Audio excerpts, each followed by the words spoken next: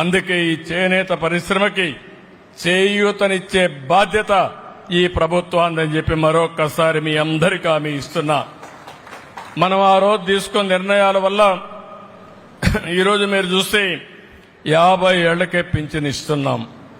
92,724 మందికి 445 కోట్ల రూపాయలతో 4,000 రూపాయల పింఛన్ ఇస్తున్నా. ఆ విషయం వీళ్ళు గుర్తుపెట్టుకోవాల్సిన అవసరం ఉంది.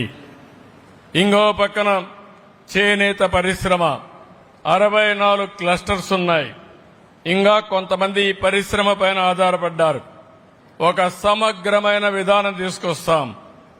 స్కిల్ డిజైన్ నేర్పిస్తాం. ఇంకో పక్క అవసరమైతే ఎక్కడికక్కడ లేటెస్ట్ టెక్నిక్స్ కూడా నేర్పిస్తాం.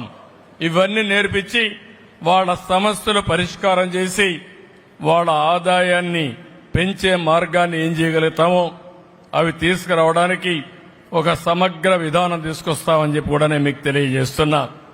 చేనేత కార్మికుల యొక్క ఆరోగ్యం కోసం ఆరోగ్య బీమా పథకానికి శ్రీకారం చుడతాం. దానికి 10 కోట్ల అవసరం అన్నారు. ఈ రోజు చెప్తున్నా ఇమ్మీడియట్ గా ప్రారంభిస్తామని మీ అందరికీ హామీ ఇస్తున్నాం. ఇది కాకుండా పొదుపు నిధిలో థ్రిఫ్ట్ ఫండ్ ఉంది, ప్రభుత్వ వాటా ఉంది, 8% ఉంది.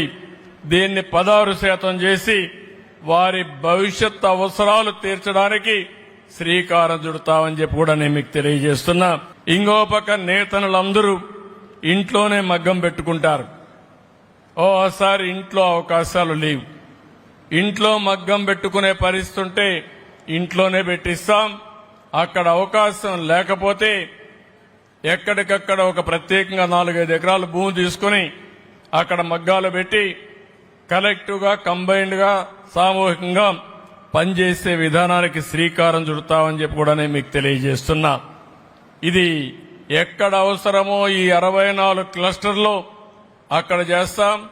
ఒకవేళ ఈ 64 క్లస్టర్లో మీకు ఇండ్లు కూడా లేకపోతే అలాంటి వారికి కొత్తగా ప్రభుత్వం 4,30,000 రూపాయల ఆర్థిక సహాయం చేస్తా ఉంది.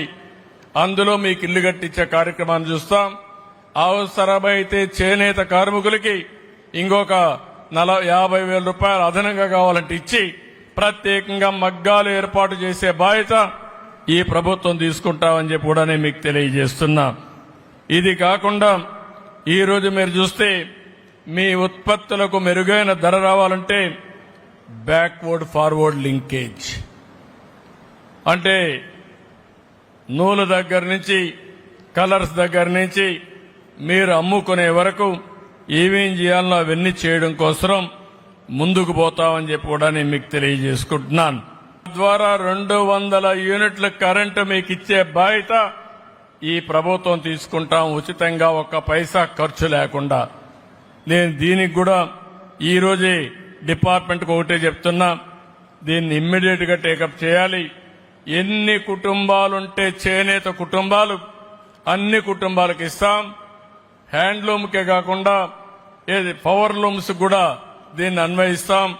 వాళ్ళకు కూడా ఎన్ని యూనిట్లు ఖర్చు అవుతుందో అన్ని యూనిట్లు ఉత్పత్తి చేసుకునే విధంగా ఉచితంగా సోలార్ ప్యానెల్స్ పెట్టి కరెంట్ ఇచ్చే బాధ్యత ఈ ప్రభుత్వం తీసుకుంటామని చెప్పి కూడా నేను మీకు తెలియజేసుకుంటున్నాను.